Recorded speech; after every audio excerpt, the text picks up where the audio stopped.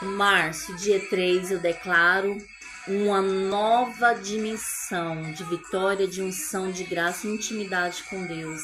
Declaramos os céus abertos.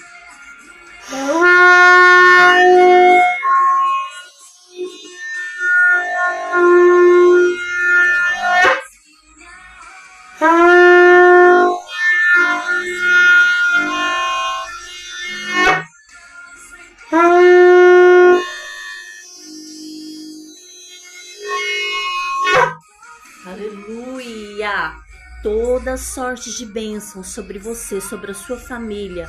Som do chofar é o som profético, onde muralhas são destruídas, muralhas mentais, muralhas espirituais, tudo aquilo que estava tentando bloquear aquilo que Deus tem para você está cancelado, cancelado em nome de Yeshua HaMashiach.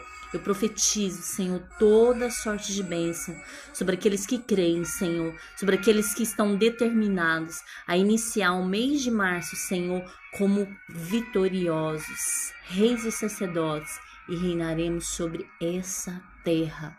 Amém.